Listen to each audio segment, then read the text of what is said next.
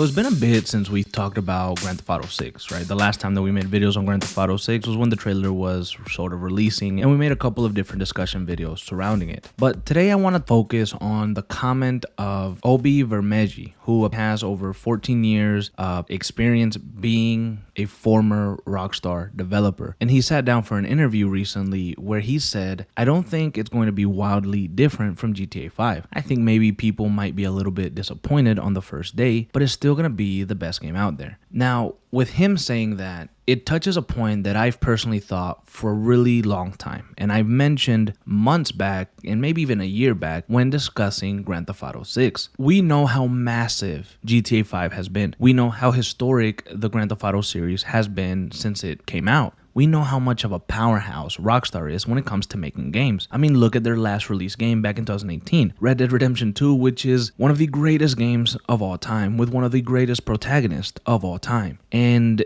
it's still being played today and it still holds up to the best of the best games out there. So we know that they can deliver. But with that quote, it won't be wildly different. And I think some people are going to be disappointed on the first day. That is true, because how different can GTA 6 be from GTA 5? The premise of the game is still going to be the same. Let's take a look at Red Dead Redemption 1 to Red Dead Redemption 2. The premise of the game was still the same. You ride a horse, you're able to shoot and duel and kill, and you do cowboy shit, which was awesome. But it was updated. New graphics, new missions. Attention to detail was far better than it was in Red Dead Redemption 1. The things that you could do, maybe you could access different areas better. Maybe the map was bigger. The conversations felt more natural. The side missions were more random. Things like that. That was awesome. So let's take a look at GTA 5 to GTA 6. When you're looking at that, kind of expect some of the same differences that you saw from Red Dead Redemption 1 to Red Dead Redemption 2. In GTA 6, you're still going to be able to drive a car. You're going to be able to shoot people. You're going to be able to do side missions. You're going to be able to do main missions. You're going to be able to change your character's hair, their beard, all these things, right? You can do that in GTA 5, but the extent of it is going to be much bigger in terms of customization and experience. GTA 6, do not get it wrong or don't twist my words. It is going to be one of the best games probably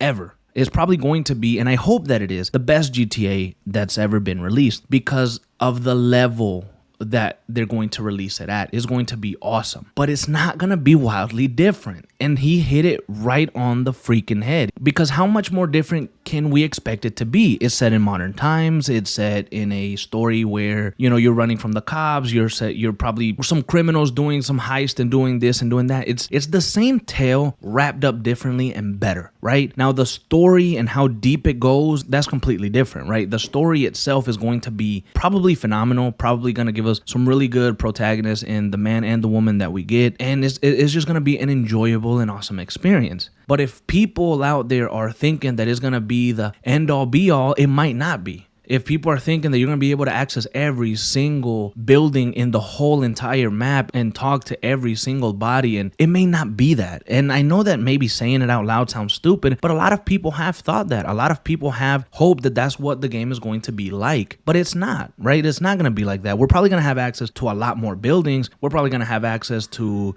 different customization options. We might be able to get or do jacked or fat or skinny or whatever, you know, those kind of things would be really cool to see. The car customization might be way better than it is now. The graphics and the attention to detail is going to be wow. Like I can't even imagine it, right? So we are going to see some differences, but the game overall, it's going to be very similar. And then if they release a GTA 6 online, which absolutely they will. I don't even know why I said if. That sounded stupid. They are definitely going to do that. GTA 6 to GTA 5 online is going to be the same premise. You're going to have free reign of the city. You're going to be able to get together with your friends, and you'll probably have some different little missions to do and maybe online campaign and things like that, you know, create your own character. So it'll be the same concept. And I think that's something that we got to really remember and hope that in this day and age that we're in now, we don't want to get something that is a very good upgrade to GTA 5 but people are like so disappointed because they expected everything in the world, and then boom, game flops, or boom, game gets reviewed bomb, or people are shitting on it because it didn't change what gaming is supposed to be. You know what I'm saying? And it's tough to not think that way because now we've waited over 10 years for the next GTA game. So it's a long wait. The hype has been built up. We've gotten our teases of it, and we're creating all these things in our head. We got to remember it's gonna be similar to what we've seen, but much, much better.